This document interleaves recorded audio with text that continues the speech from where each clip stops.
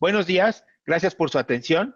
Pues sí, en este espacio de tiempo vamos a compartir un poco cómo el cómputo en la nube de alguna forma está siendo relevante durante esta contingencia derivada pues de esta crisis del COVID-19. Sin más preámbulo, me gustaría empezar comenzando con entender el tamaño del desafío que estamos enfrentando.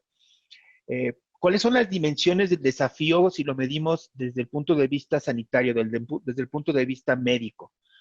El evento de este tipo, del que se tiene registro más fuerte, fue durante la Edad Media, la llamada peste bubónica, y costó cerca de 200 millones de vidas, sobre todo concentrado en la parte de Europa. Tenemos también registro en nuestro propio país, en México. Cabe señalar que parte del éxito de Hernán Cortés fue la viruela, y esto de alguna forma ayudó a que la conquista se concretara, y se tiene registros de que la viruela costó aproximadamente 56 millones de vidas. Por otro lado, el evento más reciente del que se tenga registro fue la llamada gripe española, que fue un evento que se llevó de entre 1918 y 1919. Se habla poco porque fue eclipsado por el fin de la Primera Guerra Mundial, y pues también las comunicaciones no eran tan eficientes y efectivas. Se opacó mucho también porque murió más gente en la guerra en Europa, y este evento histórico pues está un poquito perdido, ¿no? Pero se contabilizaron 65 millones de personas que perdieron la vida a causa de la gripe española. Y todo esto en contexto, ¿cómo se ve contra esta crisis que estamos viendo el día de hoy? Bueno, realmente las estimaciones que se tienen realizadas por instituciones muy prestigiadas como la Organización Mundial de la Salud o la Universidad Johns Hopkins, pues nos hablan de que en el escenario más probable estaremos llegando a 500,000 de contagiados. Entonces, realmente no es un eh, medido contra otros eventos de este tipo, como son las epidemias y pandemias. Realmente no estamos viendo un evento de gran fuerza cuando se compara con otras, ¿no? Sin embargo, el impacto de esta situación no es tanto el tema sanitario, sino el tema económico y lo que va a conllevar. En la Revolución Mexicana, que es de los eventos más antiguos de los que tenemos registros en cuanto al crecimiento económico, estamos hablando de un decrecimiento que se presentó en 1914 de menos del 10%, es decir, el Producto Interno Bruto cayó menos 10%. En contexto nos avanzamos varias décadas, y en 1995, bueno, algunos de nosotros nos acordaremos de este famoso error de diciembre, y pues la economía colapsó, cayendo 6.2% el Producto Interno Bruto. En 2009, ya entrando este nuevo milenio, la crisis más reciente registrada, este colapso económico financiero a nivel mundial, pues generó a una caída del Producto Interno Bruto de menos 5%. En nuestro país, esta crisis se agravó porque también se presentó la famosa epidemia de la influenza H1N1. Entonces, en esta situación particular se juntaron estos dos elementos y generaron una caída del Producto Interno Bruto de menos 5.2%. Y ahora bien, ¿cómo se ve ahora este fenómeno del COVID-19 medido en impacto económico? Se espera una caída de alrededor del 6.6% del Producto Interno Bruto. Es decir, solamente en tiempos de la Revolución Mexicana, el Producto Interno Bruto cayó más fuerte que lo que va a caer ahora. El único referente del impacto económico de este nivel que tenemos, pues es realmente la Revolución Mexicana. Inclusive se espera una caída de la economía mayor que la que se presentó durante esta crisis de 1995 llamada error de diciembre. Y en ese orden de ideas, bueno, hay que entender que las crisis, que esas crisis de gran tamaño, de gran envergadura, pues son un catalizador para la adopción tecnológica. Creo importante revisar un poquito de la historia para entender el rol que tiene la tecnología y cómo la tecnología en estas situaciones de crisis avanza a pasos agigantados. En los 40, durante la Segunda Guerra Mundial, pues precisamente este evento que fue la guerra, pues de alguna forma empujó el desarrollo de la tecnología, de la computación. Grandes avances se dieron para calcular y romper los códigos, ¿no?, con los que se comunicaban los diferentes enemigos que se estaban enfrentando, o bien para hacer más eficiente el cálculo de tiro de las piezas de artillería y hacer esto más eficiente. Eh, Posteriormente nos vamos hasta 1969, en pleno apogeo de la Guerra Fría, y bueno, precisamente el tema de la guerra nuclear y cómo mantener un sistema de telecomunicaciones operando a pesar de una disrupción generada por un ataque masivo nuclear, pues nos llevó al desarrollo del ARPANET, y posteriormente esto evolucionaría a lo que es el Internet del día de hoy. Otro gran evento histórico que de alguna forma ha impactado el desarrollo tecnológico, pues fue en los 90 y luego a principios de 2000, la famosa burbuja del .com.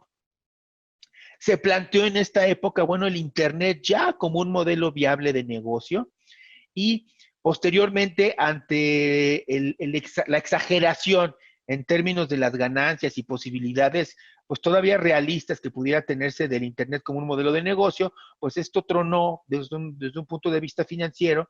Ajá. Pero también impulsó, por otro lado, ante la cada vez más fuerte restricción presupuestal, pues que el software libre, en especial el Linux, pues se viera como una alternativa viable para las organizaciones. Es decir, las restricciones financieras de alguna forma apretaron y conllevaron a que el tema de Linux pues se abriera paso en las organizaciones como una alternativa viable. Por otro lado, nos adelantamos ya algunos años a 2008, el colapso financiero mundial, el tema del subprime, etcétera, etcétera. Y pues ante esta crisis financiera, pues los presupuestos de tecnología de información pues se veían muy presionados, y de alguna forma pues se presionaba, se buscaba que se extrajera el último bit, el último byte, el último gigabyte posible de cada pieza de infraestructura de hardware. Entonces, en ese sentido, la virtualización se ve como una alternativa cada vez más viable para sacar provecho en infraestructura. Y por otro lado, el tema de Linux pues se consolida ya como una alternativa viable para aplicaciones de misión crítica. Entonces, en ese orden de ideas, lo que vemos inclusive dentro de nuestras métricas es cómo el mercado de virtualización crecía a tasas de 50%, pues empujadas precisamente por estas presiones financieras que obligaban a revisar ese paradigma de una máquina, una licencia, ¿no? Y posteriormente, bueno, llegamos a 2020, a esta crisis de COVID-19, y lo que estamos viendo como producto de esta presión es una aceleración en la adopción de cómputo en la nube, y por otro lado, una mayor facilidad de adopción en temas de automatización, sobre todo empujados por temas de inteligencia artificial y machine learning. Entonces, en resumen, esta crisis de COVID-19, si bien tiene un impacto fuerte en los presupuestos de tecnología de información, está sirviendo como catalizador para la adopción tecnológica, en particular de tecnologías y sobre todo, el tema de cómputo en la nube. Ahora bien, para entender por qué el cómputo en la nube está siendo adoptado con mayor velocidad derivado de este tema de COVID-19, es importante entender qué implicaciones tiene la crisis de COVID-19, toda esta contingencia sanitaria. Absolutamente todas las estrategias de combate a esta pandemia están sostenidas en un tema de distanciamiento social. El distanciamiento social, al no existir una vacuna, al no existir un tratamiento todavía plenamente probado, pues se convierte en la única arma con la que cuentan los gobiernos para combatir esta pandemia.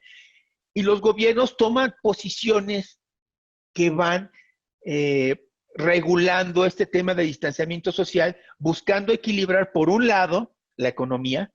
Mientras más distanciamiento social y mayor confinamiento, hay un castigo más fuerte a la economía. Y por el otro lado, el tema de salvar vidas, es decir, también puedo apretar de forma mayor el confinamiento para aumentar o disminuir, perdón, la cantidad de contagiados, pero con un peso brutal a la economía y al crecimiento económico. Entonces, de alguna manera, las organizaciones, los gobiernos, perdón, están buscando un balance entre estas dos políticas. Y este balance, de alguna forma, pues está impactando de manera diferente a las industrias en la manera en la que operan.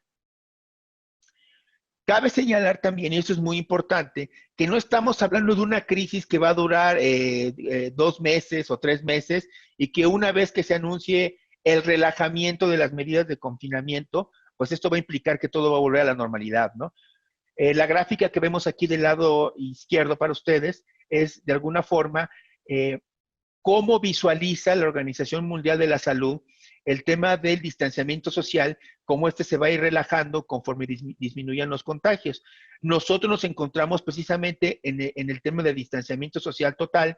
Eh, Estamos en el punto más alto de contagios y la idea ahora del confinamiento es reducir la mortandad, disminuir los contagios de tal suerte que puedan ser estos controlados. Y entonces sí, cuando disminuya la curva de contagios y se tengan únicamente brotes controlados y aislados, aplicar medidas de distanciamiento social local y regional.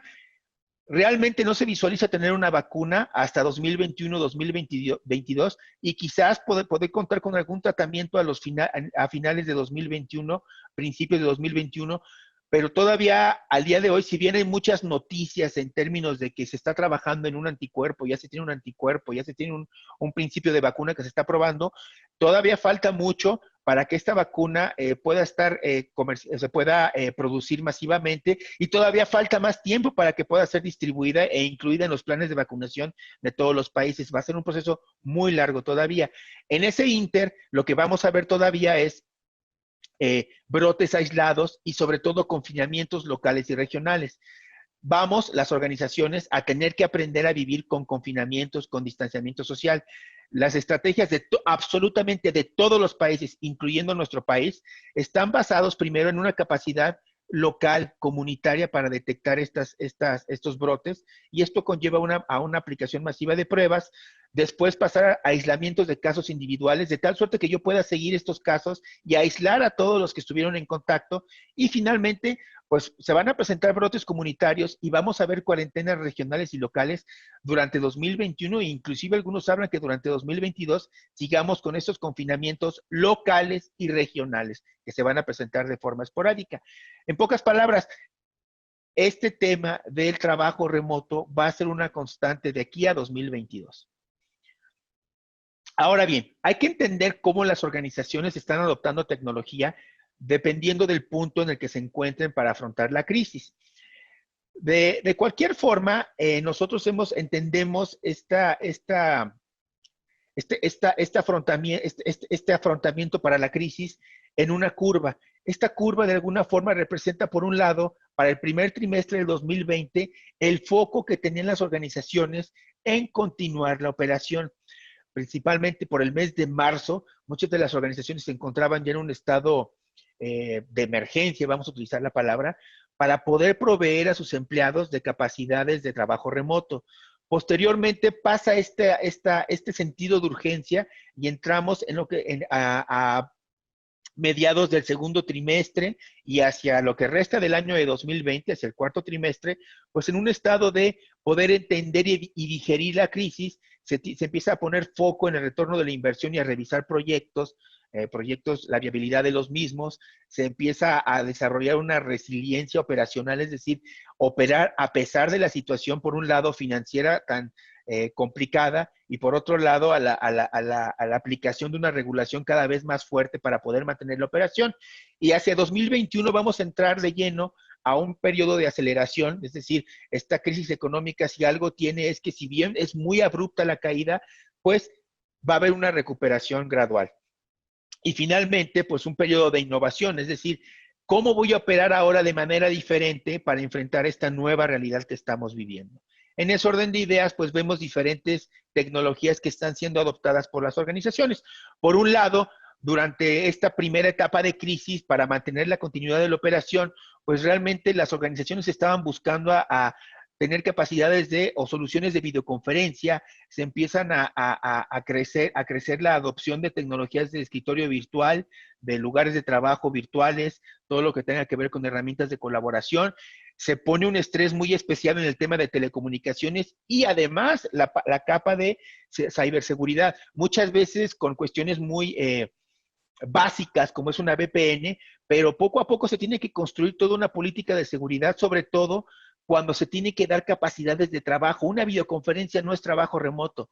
Trabajo remoto realmente consiste en tener las capacidades de yo poder seguir flujos de trabajo desde mi casa o desde cualquier lugar para este caso, y que pueda hacer aprobaciones, pueda generar firmas electrónicas, pueda dar de alta inventario, de baja inventario, cerrar mis libros financieros, es decir, realmente trabajar y generar registros de lo mismo.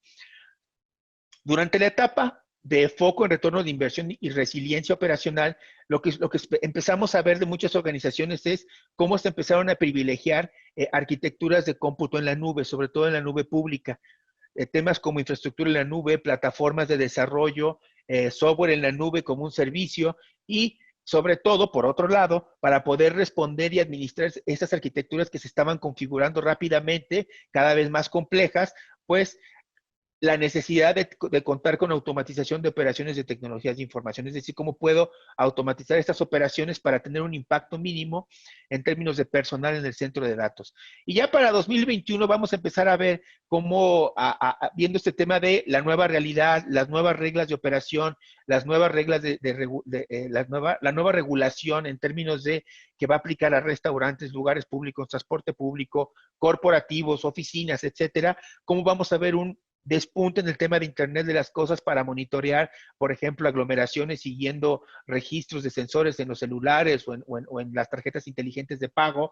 Vamos a ver un resurgimiento en temas de inteligencia artificial para poder predecir cuáles son los patrones de comportamiento de la gente ante esa nueva realidad y poder responder tanto en temas de salud como en temas de tránsito. El tema de realidad virtual y realidad virtual toma una nueva relevancia y bueno, prácticamente buscar que todo se haga en línea. Realmente lo que está haciendo esta crisis es acelerar la digitalización del mundo.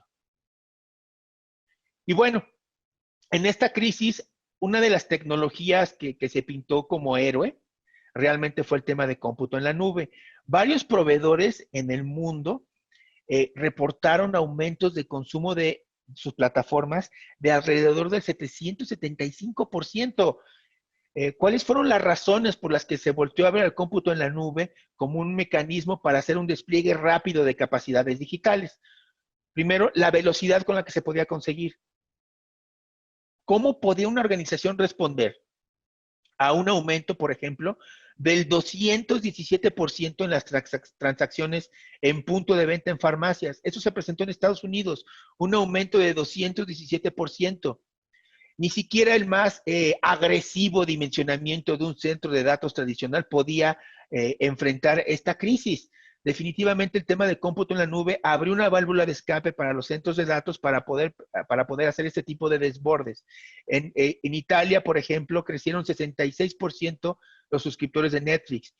Y bueno, las plataformas de trabajo remoto reportaron hasta crecimientos de 500%. Realmente, si no se contaba con este tipo de arquitecturas, era imposible satisfacer estos picos de demanda en tan poco tiempo. Por otro lado, los proveedores estaban listos para responder a estos incrementos de demanda. Se reportaron crecimientos de escritorio virtual de 300% y se pudo entregar esta capacidad a los clientes. La demanda de infraestructura como un servicio creció 77%. En nuestro país específicamente, los requerimientos de nube primero, es decir, cuando yo hago una solicitud de un requerimiento y que este se haga primero por nube, crecieron 77%. Y los proveedores en general, pues están aumentando la capacidad para atender esta demanda. Y uno pensaría, bueno, ante este crecimiento en la demanda, definitivamente, pues crecen las disrupciones en el servicio, las caídas del servicio o la exposición o vulnerabilidad en temas de seguridad. Al contrario, si bien, si uno presta atención a los medios y a la prensa, pudiera darse el efecto de que uno pensaría es que hay más fallas. Lo que está sucediendo es que realmente hasta este momento es cuando se empezó a dar una mayor atención a las fallas en el servicio. Pero si revisamos la estadística únicamente, vamos a encontrar que las caídas al corte del 23 de marzo en las plataformas de colaboración en particular se habían reducido en un 57%. Los proveedores de infraestructura habían reducido las fallas en sus servicios hasta en un 28%. Entonces, realmente el efecto fue otro. Al haber mayor demanda, muchos de los proveedores reforzaron sus políticas de seguridad y resiliencia para poder atender a la misma. Cabe señalar que este tema de la crisis aceleró la adopción de mecanismos de adopción tecnológica OPEX. En la gráfica que ustedes pueden apreciar, se puede visualizar cómo ha evolucionado la adquisición de tecnología empresarial en nuestro país. Hacia el 2012, 80% de las adquisiciones se hacía todavía bajo un concepto de CAPEX. Esto empieza a evolucionar y erosionarse. Para 2020 estamos esperando que 63% de las adquisiciones se haga todavía bajo un esquema de CAPEX y un 37% de OPEX. Pero esto va a cambiar y hacia 2022, 2024 y sobre todo para 2024 ya va a ser la mayoría de las adquisiciones de tecnología empresarial las que se hagan bajo un esquema de OPEX. Entonces, definitivamente este esquema de comprar la tecnología como un servicio, el cual yo pueda estar pagando mensualmente y que muchas veces se liga a la cantidad de consumo que yo esté haciendo, está teniendo preferencia y este tema de la crisis de COVID-19 solamente va a acelerar precisamente este fenómeno.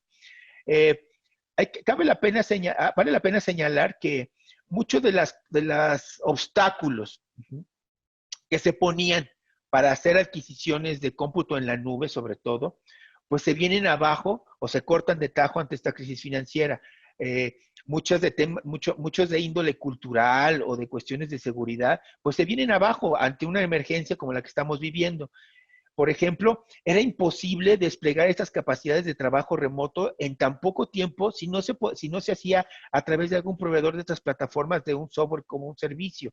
La escalabilidad y la elasticidad también son características que el cómputo en la nube proveyó para poder satisfacer estos picos de demanda tan repentino. Por ejemplo, el cambio de patrones de consumo para comprar todo en línea. Ahora bien, no todo es miel sobre hojuelas, hay desafíos. Algo que estuvimos viendo es que se sobreestimó la facilidad para poder mover cargas de nube privada o de nube híbrida a nube pública y viceversa, o inclusive de nube pública a nube pública. Todavía hay mucho por hacer, tanto de parte de los proveedores como de parte de las organizaciones, en términos de las herramientas de gestión de ambientes multinube y ambientes complejos donde conviven arquitecturas tradicionales de nube híbrida y de nube pública. Entonces, todavía hay que hacer mucho trabajo en esta parte porque no ha resultado tan fácil hacer estos movimientos ágiles de workloads. En México, vale la pena señalar que el tema de nube, pues ahora va a ser puesto en un mayor escrutinio presupuestal, pero curiosamente, cuando revisamos estos estudios que realizamos ya durante el periodo de la pandemia, encontramos cosas muy interesantes. 19% de los encuestados en nuestro país dijo que aumentaría su inversión en servidores tradicionales, es decir, en el cómputo tradicional para este año de 2020. El aumento en la inversión de cómputo tradicional sería en promedio de 10%. Cuando hacemos este mismo ejercicio para inversiones de infraestructura en la nube pública, encontramos que un 30% va a aumentar sus inversiones en infraestructura en la nube y el aumento va a ser de 20% en promedio. Es decir, este escrutinio presupuestal que se está viviendo ante esta crisis de COVID-19, sobre todo en el terreno financiero, pues definitivamente las inversiones en nube están demostrando mayor relevancia y mayor fortaleza para sobrevivir este escrutinio presupuestal. Cuando vemos hacia adelante, hacia 2021, 86% de los encuestados nos habla de que va a mantener o aumentar sus inversiones en infraestructura en la nube hacia 2021 y un 82% lo va a hacer en términos de software en la nube pública. Es decir, para 2021, cuando empecemos a tener este periodo de aceleración, no se va a volver al status quo, sino que se va a mantener esta inversión en nube y se va a acelerar. Por otro lado, vemos varios escenarios que de alguna forma van a reforzar esta adopción de cómputo en la nube. El primero es la parte de desarrollo de aplicaciones, el contar ahora con o reforzar esta parte de desarrollo agile y el complemento de infraestructura que es ese tema de DevOps y que en conjunto pues generan este círculo virtuoso de desarrollo constante y mejora en las aplicaciones. Definitivamente la colaboración entre una línea de negocio que muchas veces va a estar trabajando de forma remota y los equipos de desarrollo que también van a estar trabajando de forma remota es impensable si no se tienen capacidades de plataformas en la nube. ya sea nube pública o nube privada, pero contar con estas plataformas de desarrollo en la nube complicaría mucho o va a complicar mucho la adopción de estos esquemas de desarrollo ágil. Temas de inteligencia artificial y machine learning definitivamente van a ayudar al estar todo en un solo repositorio y poder medirlo y poder generar métricas y medir comportamientos, pues nos va también de alguna forma a llevar a tener capacidades de inteligencia artificial que nos permita hacer mejoras en estos procesos. Y definitivamente el tema de seguridad es más fácil brindar cuando se tiene un solo repositorio para todos estos temas de desarrollo que a blindar diferentes repositorios en silos, inclusive dentro de la organización, ¿no? Por otro lado, el tema de data centers light off, es decir, estos data centers que prácticamente están automatizados en su operación, precisamente buscando disminuir la cantidad de personal que está en el centro de datos. Esto nos va a llevar a que podamos tener mejoras en los ajustes y que se pueda hacer la infraestructura de forma automática para responder a cambios en la aplicación, mejorar la resiliencia de las aplicaciones que están soportando al negocio y de nuevo el tema de inteligencia artificial que nos va a permitir inclusive aplicar este tipo de cambios de forma automatizada, de forma predictiva, inclusive muchísimo antes de que la aplicación empiece a presentar fallas derivadas de la infraestructura. Este es otro punto muy importante que también va de alguna forma a disparar sobre todo el tema de adopción de escenarios de cómputo en la nube y de las plataformas que habilitan hacer este tipo de cuestiones de automatización. Y finalmente el home office, el trabajo ya no va a ser igual. Si pensamos que vamos a llegar el 1 de junio todos a trabajar a la oficina como si nada hubiera pasado, no es así. 68% de los encuestados en México confirma que el home office se va a quedar como una cuestión permanente. Será mayor en algunos segmentos que en otros, pero 68% ya nos está declarando, se va a quedar el home office, ya se probó que se puede hacer. El otro tema que estamos viendo es cómo el cómputo en la nube va a facilitar la implementación de estos esquemas, sobre todo cuando empecemos a entrar a programas de Bring Your Own Device. Y finalmente, la automatización de procesos presenciales no considerados prioritarios. Algo que estuvimos viendo en general es, pues sí, todos a trabajar a nuestras casas, pero había muchos procesos que no eran considerados críticos y se dejaban a un lado de los procesos de digitalización y que ahora hay que digitalizarlos. Hay muchas plataformas de automatización que viven en la nube que van a facilitar precisamente la automatización de estos procesos que no eran considerados críticos. En conclusión, hay 3 puntos importantes que debemos considerar cuando estemos hablando de cómputo en la nube, sobre todo en este contexto de pandemia. Primero, el tema de cómputo en la nube. El cómputo en la nube es la columna vertebral de la transformación digital. Y esta crisis solamente está aumentando la relevancia que está teniendo. Por ejemplo, el tema de trabajo remoto, distanciamiento social, las restricciones que vamos a vivir, en temas de viaje y de reuniones presenciales, pues va a ser cada vez más importante que podamos tener acceso a recursos de forma remota y de forma segura. Y el cómputo en la nube se presta muy bien para cumplir con estos requerimientos. Segundo, existen muchos procesos todavía en la organización que no eran considerados prioritarios y que ahora tenemos que automatizar. Algunos de estos procesos realmente no son de ventaja competitiva, pago a proveedores, aprobaciones de recursos humanos, revisiones de contratos. Entonces, el cómputo en la nube, sobre todo plataformas de software como un servicio, pues se prestan muy bien para automatizar estos procesos, sobre todo porque inclusive ya cuentan con plantillas de uso horizontal para todas las industrias.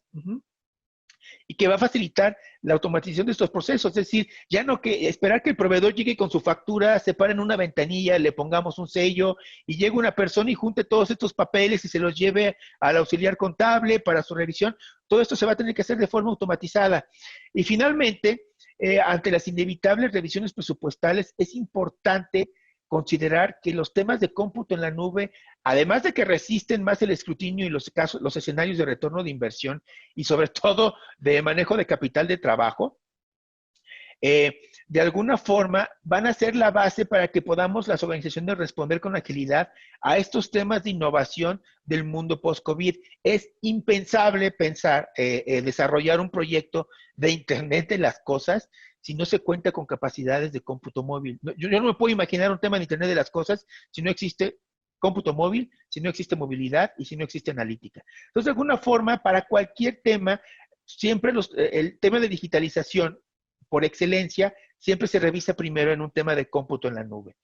Esto es lo que yo tenía preparado para ustedes, espero sea de utilidad Y bueno, los dejo con mi compañero de T-Systems para que podamos seguir explorando los temas de cómputo en la nube y el impacto que tiene en las estructuras de costos en esta nueva economía que estamos viviendo. Por su atención, muchas gracias y los espero en la parte de preguntas y respuestas. Gracias. Gracias, Jorge.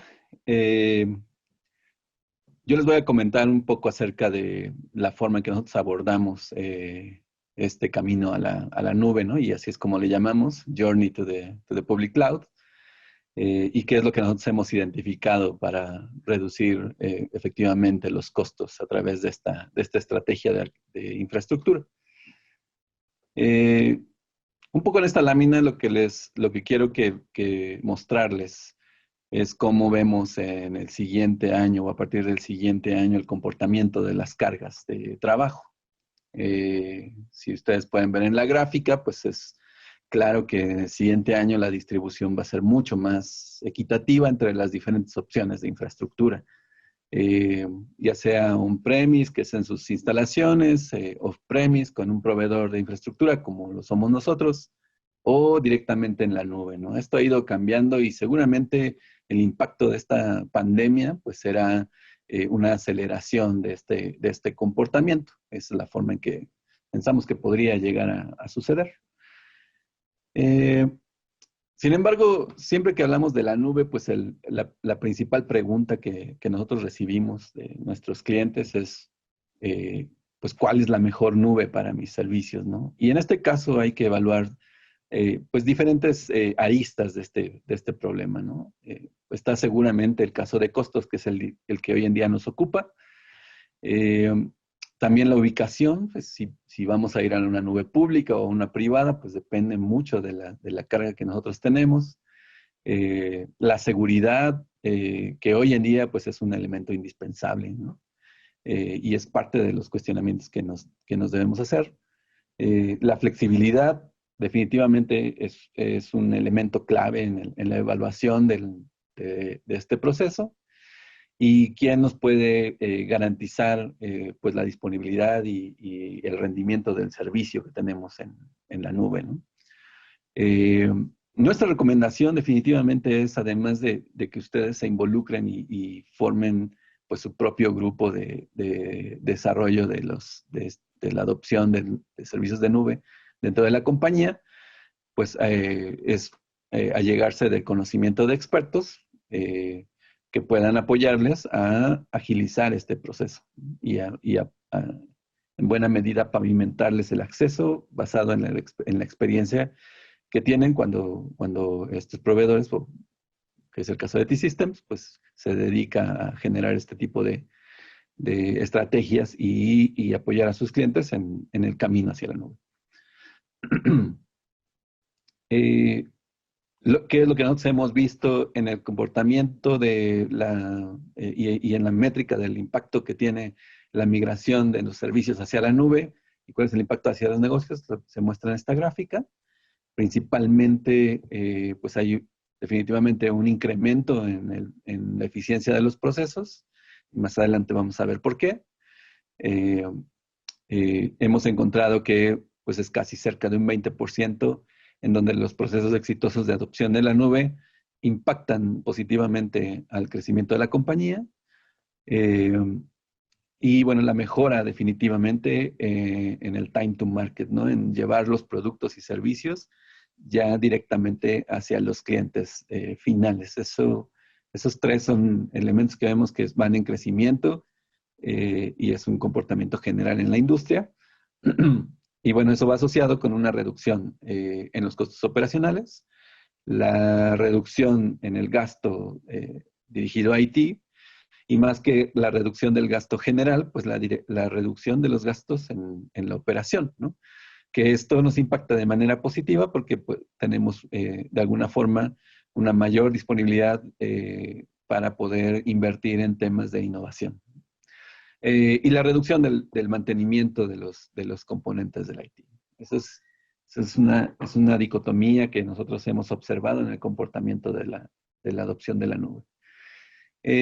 Tres casos muy claros de lo que de lo que el movimiento hacia la nube representa, pues están expresados a continuación.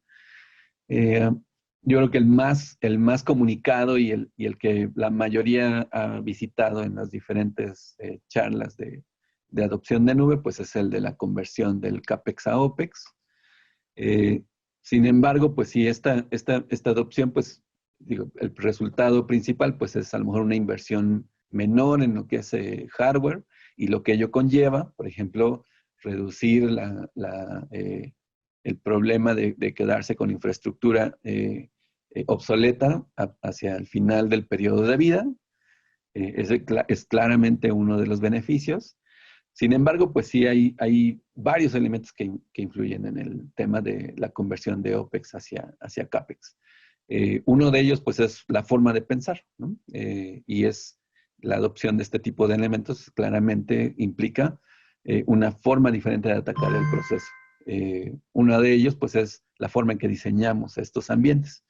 Originalmente, cuando hacíamos una inversión y para proteger la inversión, pues requeríamos de que toda la parte de diseño estuviera pensada en el futuro, ¿no? En no perder flexibilidad al comprometernos en la compra de un equipo y pues en proteger esta inversión a través de un diseño mucho más elaborado, ¿no? Hoy en día el diseño de los servicios en la nube y la flexibilidad que nos da la nube nos permite generar un concepto de prueba y error, ¿no? Y siempre teniendo en mente que los servicios de nube seguramente van a fallar, ¿no? Con ese cambio de ideología, lo que vamos a obtener pues, es una forma diferente de diseñar y definitivamente pues sí una mejor forma de explotar los servicios al convertirlos en OPEX. Otro de los elementos que ya mencionaba pues es la capacidad de innovación. A diferencia de una inversión en un equipo que eventualmente pudiéramos llegar a dejar de necesitar o que tuviéramos que comprar solamente para realizar una prueba, pues los servicios de nube nos habilitan a utilizar este tipo de equipos sobre demanda. No necesariamente a adquirirlos, sino que podemos hacer uso de ellos solamente durante la prueba y eso habilita pues capacidades de innovación en donde nosotros podemos hacer prueba y error, adquirir experiencia sobre elementos que son temporales para después, una vez que identificamos los beneficios de la prueba, pues tratar de extraer el mayor beneficio posible. Adicionalmente, como mencionaba, pues el apoyarse en manos expertas les va a ayudar a agilizar y a reducir el tiempo en el que ustedes pueden empezar a obtener beneficios de los servicios de nube. Además de estos tres ejemplos, pues sí, quería comentar con ustedes tres más, ¿no? Uno de ellos es el data center como código o como software. Y esto se habilita pues debido a que las infraestructuras de los servicios de nube son hiperconvergentes. ¿Qué quiere decir hiperconvergentes? Está en la gráfica del lado izquierdo. Los principales elementos del centro de datos, que es el cómputo, el almacenamiento, la red y la seguridad, se encuentran en un stack de software. Este stack es gestionado a través de APIs con una capa de virtualización que lo que hace es que a través de código nosotros generamos y operamos esa infraestructura, ¿no? A través de ese código nosotros podemos crear un centro de datos con todos los componentes que ya mencionamos. Y la ventaja que tiene la hiperconvergencia, pues es que todo se encuentra en la misma plataforma de software, a diferencia de los ambientes tradicionales, en donde cada uno de estos elementos cuenta con una interfase diferente y la automatización adquiere mucho mayor complejidad.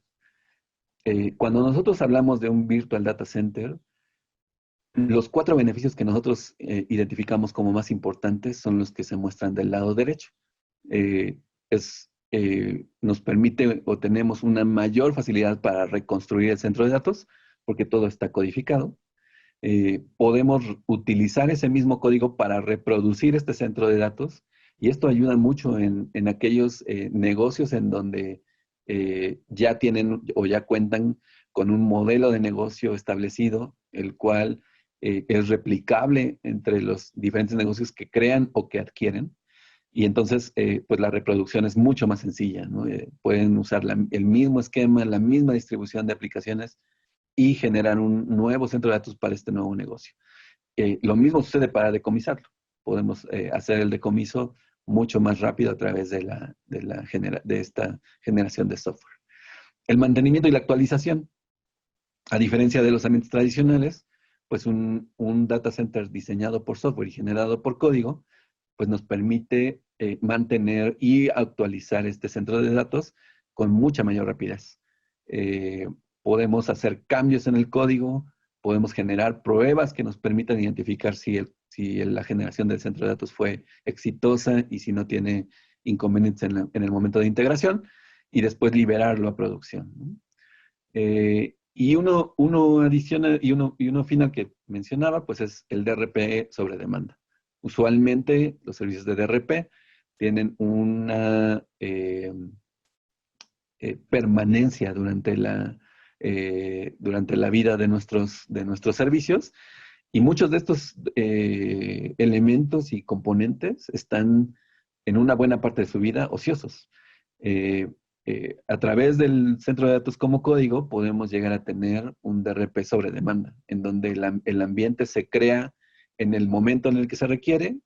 Su tiempo de vida es durante el periodo de pruebas o durante el periodo de una contingencia, y al final de el data center se puede decomisar, se puede eliminar y eliminar también a su vez el costo, ¿no?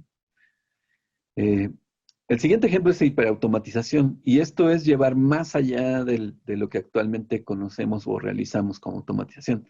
Dado que todos los elementos se encuentran en la misma capa de software, pues la parte de integración de herramientas y tecnologías que utilizamos para automatizar las actividades dentro del centro de datos virtual, pues es mucho más amplia y nos da mucho más habilidades para realizarlo.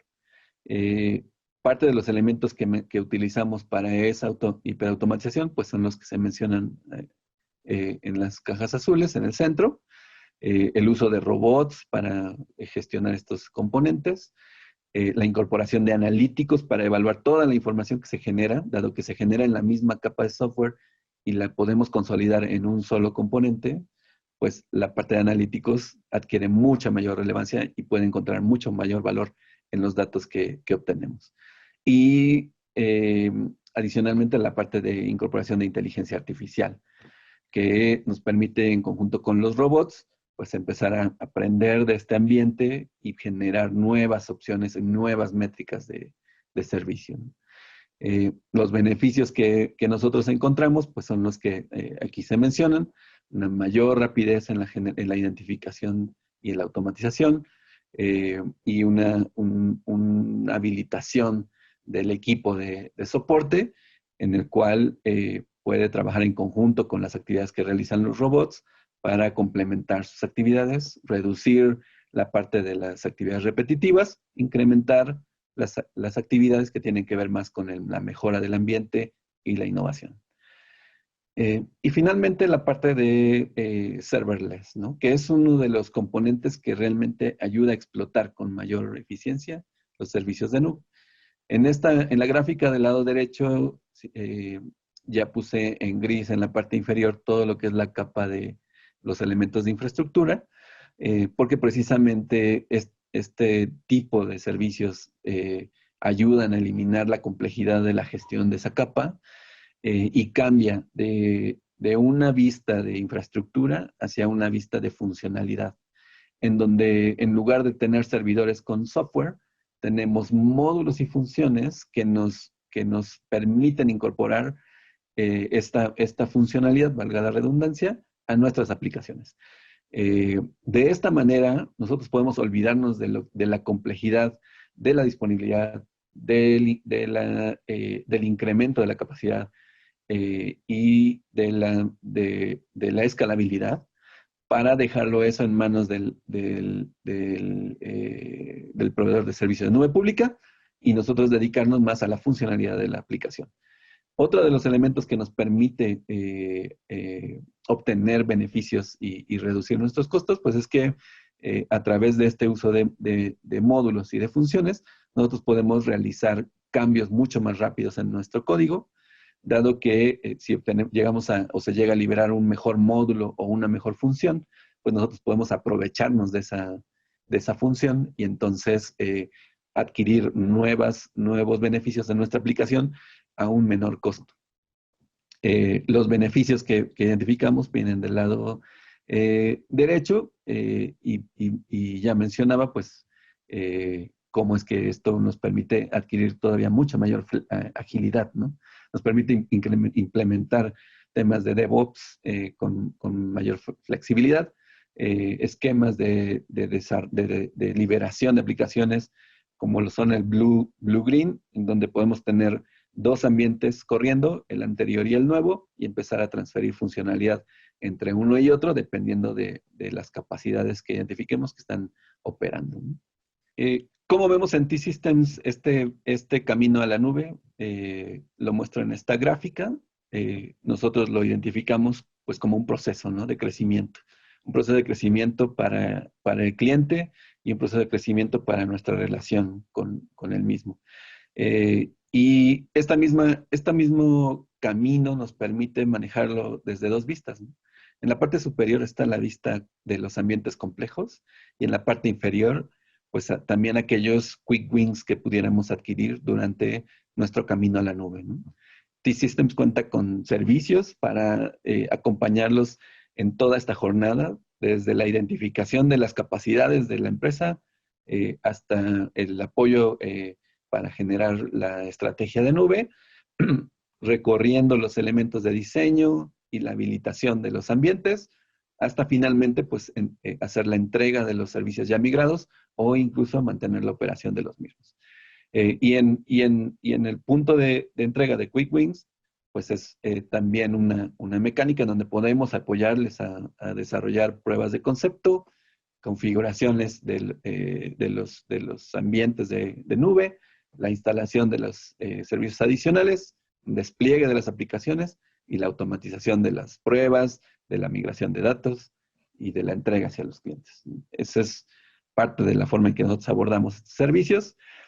Están buscando ideas para generar servicios de nube. Tenemos workshops digitales y tenemos consultoría para apoyarles en ese sentido. Ustedes ya han explorado y tienen muchas ideas que quieren o que ya han identificado.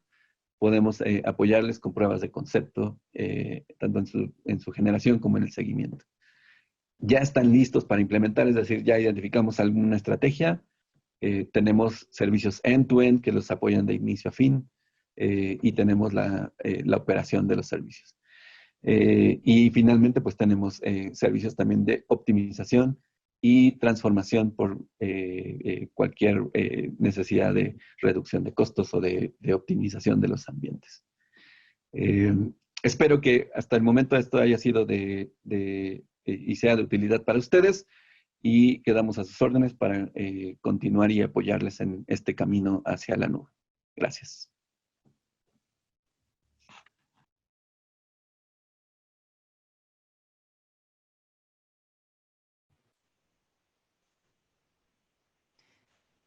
Hola, buenos días. Muchísimas gracias, Jorge y Alberto, por sus presentaciones. Sin duda, información súper relevante para estos tiempos. Yo soy Elizabeth Peniche. Un placer, gracias por conectarse.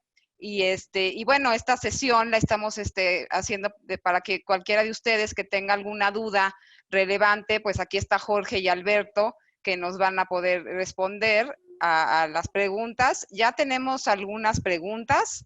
Voy a empezar y como saben, bueno, ahí en Zoom hay un apartado donde ustedes pueden poner en el chat la sección de preguntas y respuestas y con mucho gusto se las respondemos. Y también al finalizar les vamos a mandar un correo donde va a venir la presentación y bueno, y cualquier duda estamos a sus órdenes. Y bueno, la primera pregunta es, ¿puedes dar un ejemplo ¿puedes dar un ejemplo de agilizar la innovación? No entiendo bien ahí, el tema es anónima. ¿Quién la puede Sí. contestar? Bueno, yo comentaría que usualmente los presupuestos de innovación o de generación de ideas de R&D, de investigación y desarrollo, normalmente son limitados, ¿no?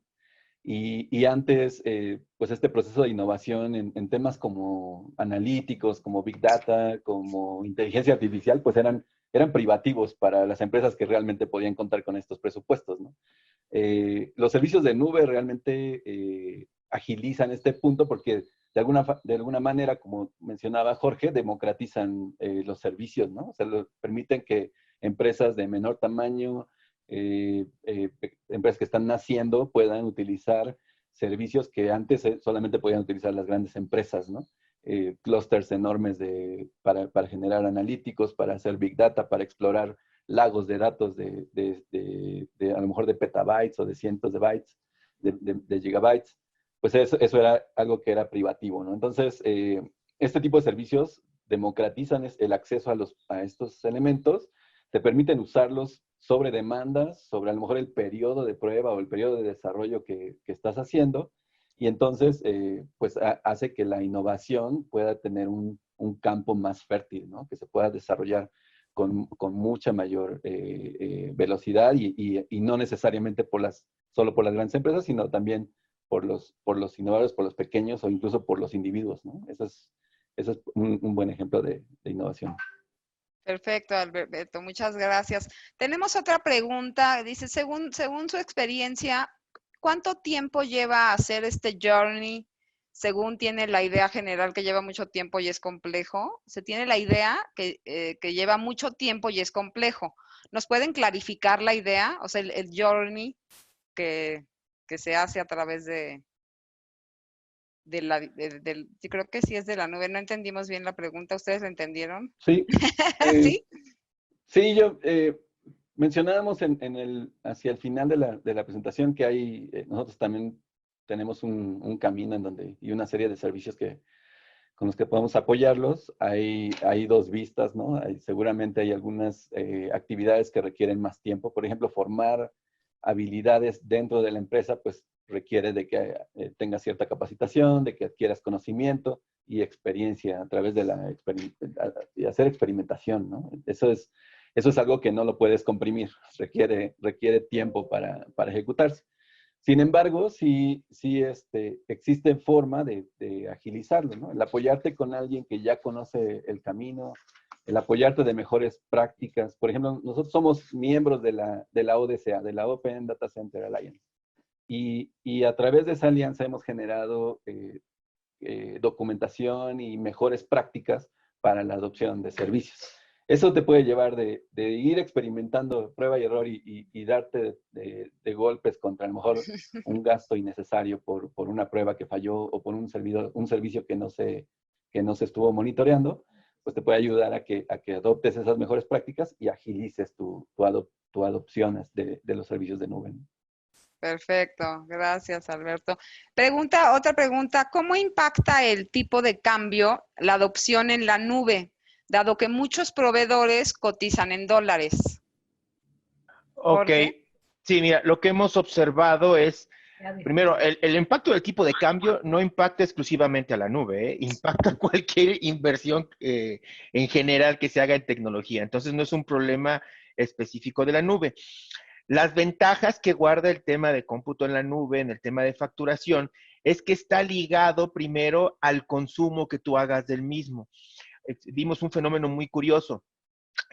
Así como hubo muchas organizaciones que estaban aumentando sus capacidades de consumo en la nube, en infraestructura o en software, también por otro lado vimos operaciones o máquinas que se apagaron. Es decir, compañías que no podían seguir operando y que apagaron esas máquinas virtuales en la nube. A final de cuentas el efecto fue mucho mayor en términos del crecimiento, pero es significativo que tú puedas apagar máquinas que no estás utilizando porque estás ahorrando de forma inmediata. No tengo que seguir pagando el mantenimiento de ese equipo o devengando ese equipo. Entonces, en ese orden de ideas, la ventaja no es tanto, o el impacto no es tanto el tipo de cambio, más bien las ventajas es que yo puedo ir pagando conforme vaya consumiendo. Y por otro lado, es la manera en la que yo puedo pagar por este servicio, que no tiene un impacto tan fuerte en mi capital de trabajo. Estoy pagando un servicio poco a poco en vez de hacer una inversión de golpe sobre un activo, ¿no? Entonces, definitivamente sí, el tipo de cambio impacta, pero a cualquier inversión en tecnología, pero es más salvable cuando estamos hablando en temas de cómputo en la nube. No, y relevante hoy que todo mundo queremos ahorrar, ¿no? Muy bien, muchas gracias, Jorge. Gracias por su comentario. Luis Velasco nos dice que excelentes presentaciones y muchas gracias. Otra pregunta, respecto a la seguridad en la nube, ¿no es algo que podría incrementar el costo en lugar de reducirlo? Es una pregunta que se está repitiendo. Es una pregunta muy común, perdón que tome la pregunta para responderla. Yo nada más los invito a hacer esta reflexión. ¿Cuánto tiene esta compañía que quiere irse a la nube para invertir en seguridad? ¿Y cuál creen que es el presupuesto de uno de estos grandes proveedores de cómputo en la nube para seguridad? Primero. Segundo, ¿quién creen que tenga más experiencia en proveer seguridad que una compañía que vive y respira tecnología a otra compañía que tiene un giro completamente diferente y pues que tiene que hacer un esfuerzo en entender cómo aplicar el tema de ciberseguridad?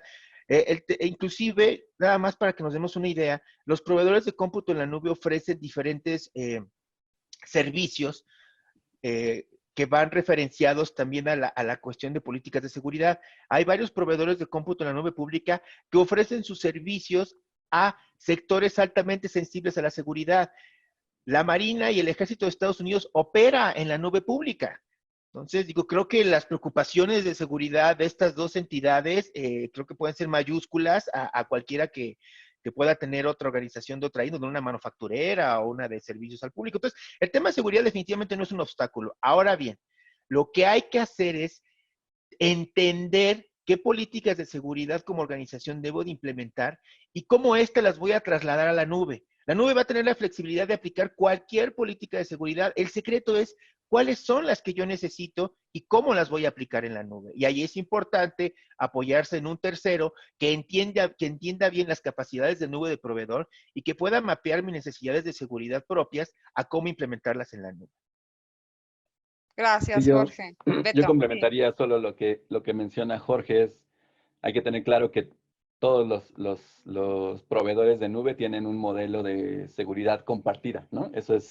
Y eso es algo que hay que entender. Que normalmente, si ustedes ven la prensa y los casos que han salido en donde existen breach de seguridad en la nube, pues ha sido porque el cliente no conocía esa responsabilidad que tenía, no aplicó alguna de las políticas que menciona Jorge, no identificó las políticas que debía aplicar y no las puso, y entonces el breach de seguridad se dio porque, bueno, la carga que está disponible en la nube pública, pues es accesible a muchas más personas que tal vez una carga que estaba limitada a un centro de datos o a un espacio físico, ¿no? Entonces, sí, esa parte hay que reconocerla, hay que saber manejarla. Definitivamente el apoyo de un experto y un tercero les va a ayudar mucho. Y sobre el punto que mencionaba Jorge sobre el presupuesto, pues sí, la Marina, el gobierno de Estados Unidos tiene servicios y operan en la nube. Definitivamente el tipo de servicios avanzados que puedes encontrar ahí son mucho mayores que lo que tú podrías implementar por ti mismo dentro de tu centro de datos. Y lo que puedes hacer es utilizarlo sobre demanda, que eso es lo que le da mucha mayor flexibilidad, ¿no? Entonces, entender el modelo y reconocer estos servicios que puedes aplicar es el secreto, me parece, para asegurarlo y que no te cueste más caro y tener una seguridad mucho mejor que la que puedes comprar por ti mismo en tu centro de datos, ¿no? Perfecto, Beto. Muchas gracias. Y pues tenemos un tiempo para una pregunta más.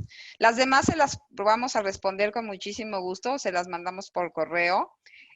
Lo que preguntan es anónimo. ¿Cómo calculan los costos de Journey to Cloud?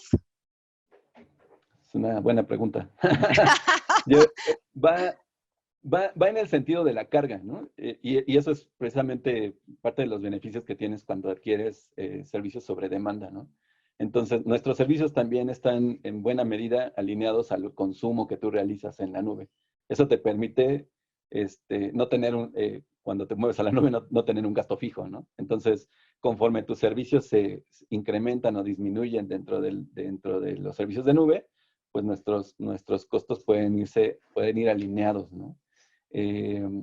Tenemos algunos de fijos, como por ejemplo, el ayudarte a identificar tus capacidades, o el ayudarte a identificar cuáles de tus aplicaciones pueden migrarse a la nube y cuál sería la mejor opción para migrarlas. Eso depende de la cantidad de servicios que quieras evaluar y cuáles son los que vamos a subir al final. Y después, pues, una vez que los identificamos, dependiendo del volumen que tú vayas a consumir, pues en ese mismo orden se alinean nuestros servicios de migración o de operación en la nube. Perfecto, Beto. Pues muchísimas gracias. Les agradecemos a todos su participación. Les vamos a compartir la presentación y síganos porque vamos a tener el próximo, en la primera semana de junio, otro webinar. Y cualquier duda, escriban a nuestras redes sociales y por favor quédense en casa. Que tengan muy buen día. Gracias, Jorge, y gracias, Alberto, por su presentación. Buen día Gracias, Lee, a todos. gracias, Jorge. Buen día a todos, hasta luego. Buen día. Hasta luego, gracias.